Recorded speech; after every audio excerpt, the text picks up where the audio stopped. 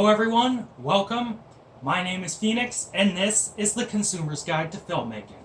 The Alien and Predator franchise. Now, this is a worst to best I really wanted to do when I started making these videos, because this is a franchise that just sort of runs the gamut. It just has these drastic shifts in quality throughout the years. It ranges from just groundbreaking classics of their respective genres to abysmal fucking atrocities. In this video, you guessed it, I will be ranking these movies from worst to best. That way you know which ones are worth your time and which ones aren't. Let's get this show on the road.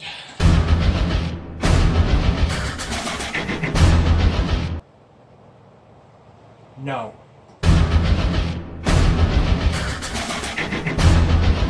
Prometheus is a movie that acts as a prequel to Alien, but explains jack shit about Alien. Starting off with the fact that an Alien prequel is something that is not needed, we've already entered into why does this movie exist territory. Add to that the weird religious allegory and Ridley Scott's ever-growing incompetence and senility as a director, and you have a recipe for a middling piece of sci-fi crap.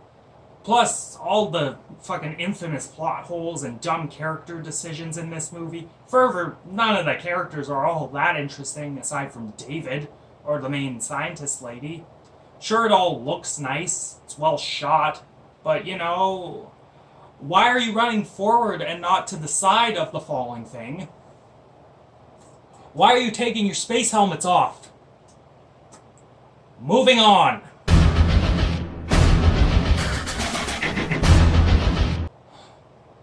God bless David Fincher for trying to keep this ship together, but Alien 3 was such a slog of a movie.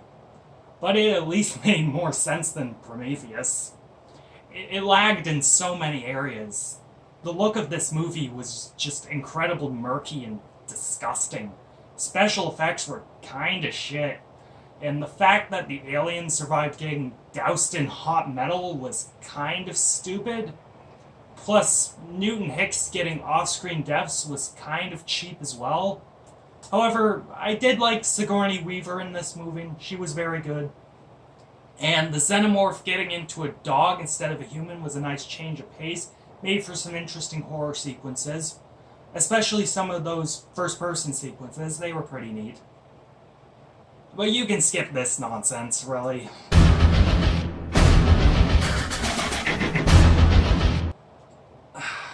Alien Covenant. It wasn't complete shit like Prometheus, but it still had major issues. Michael Fassbender was fucking fantastic in this movie. Special effects were absolutely breathtaking and actually managed to cut to the point and set some stuff up from Alien. Cool. But it still had the same obnoxious pontification about religion and creationism, and shows that Scott has no idea anymore of what made Alien great. Like, it's not as bad as Prometheus, but it's still not that good. Next.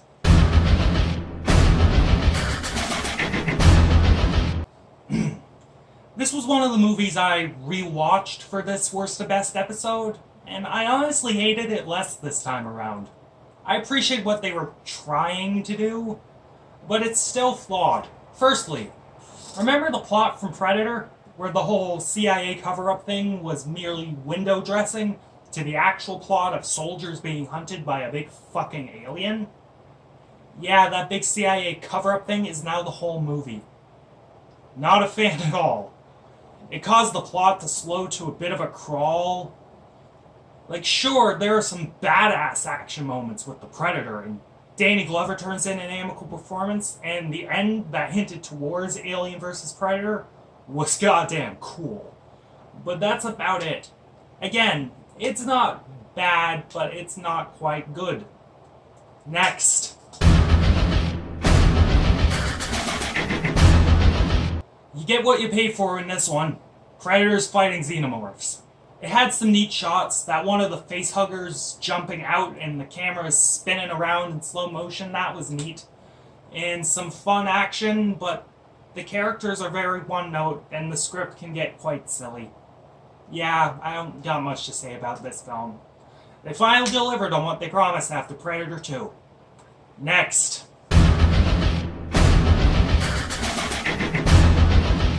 Okay.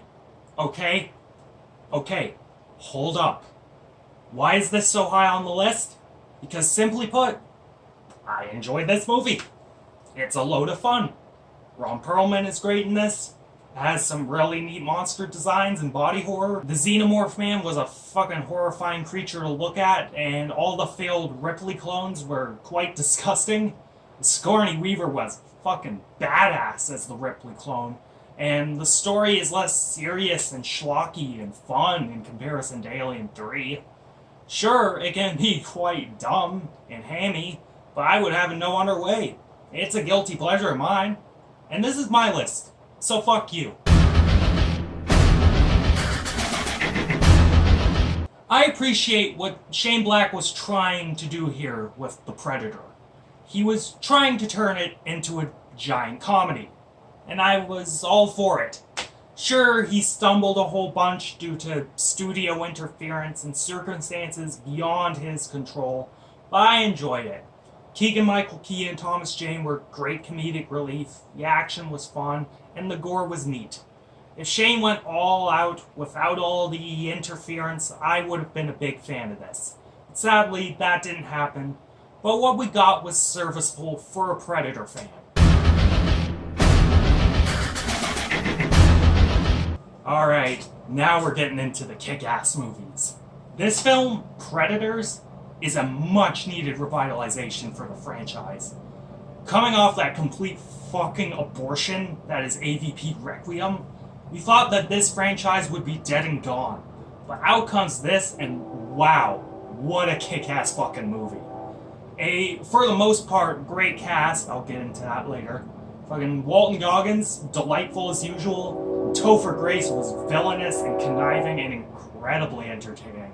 He was fucking built for that role. There's some badass action and some tight filmmaking. This was a jolt in the arm the franchise needed. Plus, the premise is so great, and this should have been the direct Predator sequel. It's a reversal of the original, and it builds the world so much. But I will never understand the appeal of casting Adrian Brody in this role. He's fine, does a good job. He's a great actor, but he's not an action star. He's not built for a role like this. I personally would have casted Jason Statham in this role because they were going for like the leaner, smaller sort of action guy, and he would have been perfect, but that's just me. This movie is still a goddamn good time, and you should see it. It's a classic of the genre, made by one of the best directors in the genre. Predator builds tension so well. The action scenes are so well constructed. The gore is absolutely amazing. It's full of just amazing one-liners. Get to the chopper! You're bleeding. I ain't got time to bleed. Oh, I forgot to mention one other line from Predator that I really like. Stick around. Yeah, continue. Not to mention the iconic design of the Predator. That thing cuts such an imposing figure, and when he rips that mask off and you see the full face, that thing is freaky. As Arnold said, he's one ugly motherfucker. Further, the problem found in its sequel is nowhere to be found here. It cuts through the conspiracy theory, CIA bullshit in the first 20 minutes or half hour, and gets right to the meat of the story, which is a bunch of military people being hunted by a badass alien.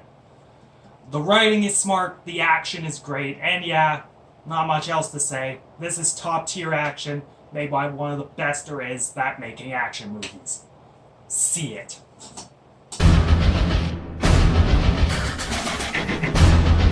I can see why people want to place this at the top of this list. I don't think it deserves to be there. This is a very different movie from its predecessor, as it leans more towards being an action movie than a horror movie, but it achieves just as much in the action genre as the past film achieved in the horror genre. The amazing special effects and scope of the action scenes could only have come from the mind of James Cameron. Sigourney Weaver is absolutely badass as Ripley, and she has a bunch of fun one-liners as well. Get away from her, you bitch! Oh, and the great supporting cast, which included James Cameron starwalts such as Bill Paxton and Michael Biehn. Sure, the alien isn't scary in this one, and it gets treated like one of the bugs from Starship Troopers, which kind of undercuts it as a monster, but I believe the achievements outweigh the problems with aliens. So, well, I guess it's pretty fucking obvious what the last movie on this list is.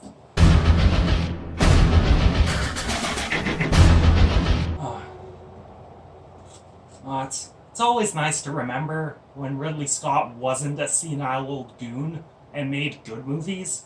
And Alien is the one I always think of. This is probably one of, if not his best movies, and the best movie in this franchise. Barring a couple shots, namely the one in the vent and the final shot of it getting blown into space, where the xenomorph looks really fake and it breaks the immersion, it is very close to being a perfect horror movie. The way the film builds tension and dread, the way it holds off on showing the alien till the right moments, and the claustrophobic nature of the sets all creates this amazing experience. The amazing cinematography and set design all build this creative, interesting world and gives it this futuristic and very stark look.